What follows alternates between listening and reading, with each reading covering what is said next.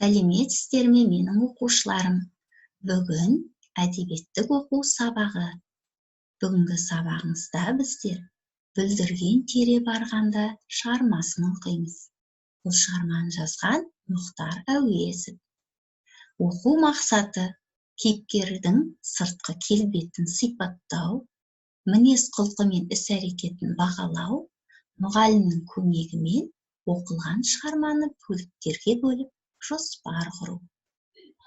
Олай болса, оқушылар, оқулығымызды ашайық. Бірінші, өлеңнің мазмұнына сәйкес қимылдар жаса. Қорбаңдаған қонжық орманда келеді. Әнін айтып, маймаңдап, бүршіктер тереді. Саудыраған бүршіктер маңдайға тиеді. Ашуланған қонжық жерді кеп тебеді. Оқушылар, қимылдар жасадыңдар ма? Келесі екінші тапсырма өттік. Мәтінді түсініп оқы. Бүлдірген тере барғанда. Мен оқып берейін, ал сендер тыңдаңыздар. Бала атаулының жаз болады десе, ерекше сағынатыны бүлдірген. Пісті ме, жоқ па? Бүлдірген дегенде Абай да елең етіп сұрастыра бастап еді.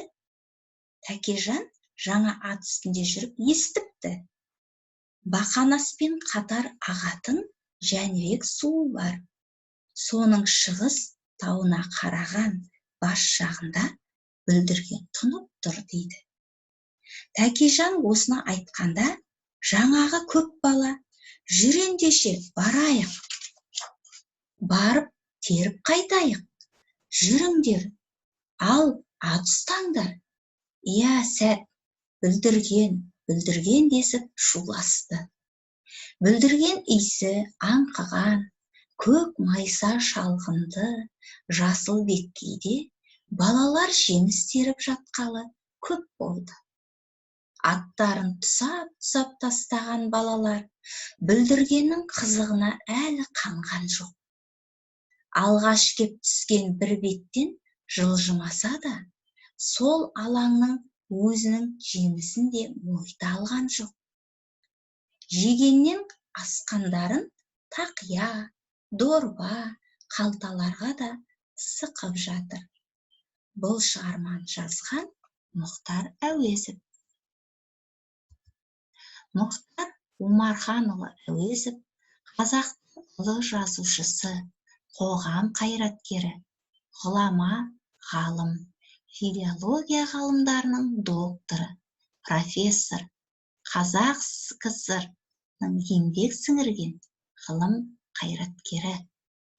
Ол қазіргі Шығыс Қазақстан облысының Абай ауданындағы Бөрелі деген жерде 1897 жылы 28 қыркүйекте туған.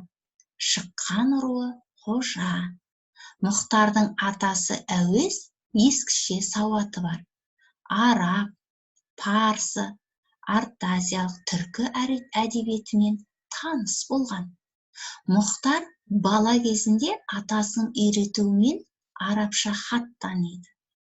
Мұхтардың әкесі Омархан да, атасы Әуез де Абай ауылымен іргелес отырған. Құдалы, досжар адамдар.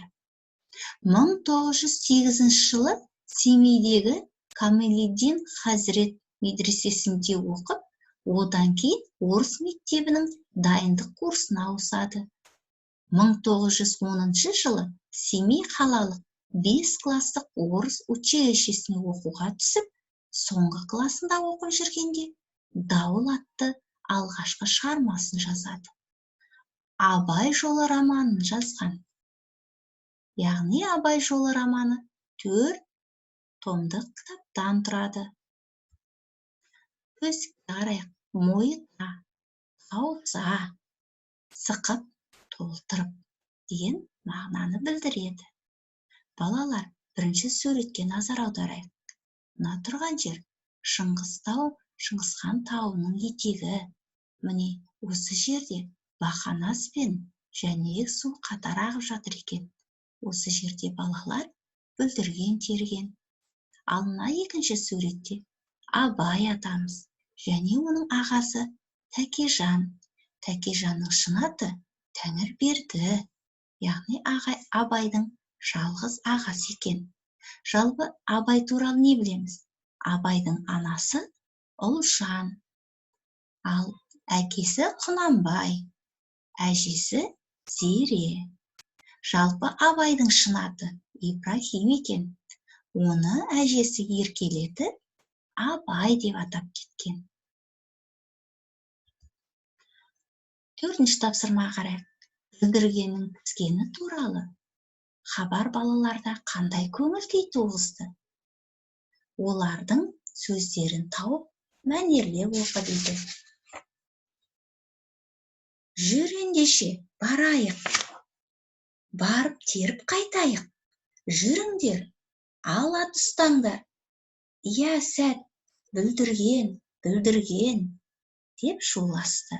Бұл сөздер оқушылар балалардың қуанышты, көңілді сәтінен қандай көңіл-күй туғызды? Қуанышты, көңілді көңіл-күй туғызды. Балалар, мәтінді екі бөлікке бөліп, әр бөлікке ат қой. Ал енді сендер қандай ат қояр едіңдер? Ал мен былай деп ат қойдым. Бала атаулының сағынатыны бүлдірген. Бүлдіргеннің қызығына тоймауы. Балалар, үйге тапсырма, осы мәтінді әңгімелейсіңдер. Және 6-шы тапсырманы аласыңдар. Өзіңді орманда жүрмін деп елестет. Қиялыңдағы суретті сөзбен сипаттап жазып көр. Олай болса, дәптерімізге 6-шы тапсырманы орындайық. Сонымен бүгінгі сабағымыз аяқталды. Сау болыңыздар.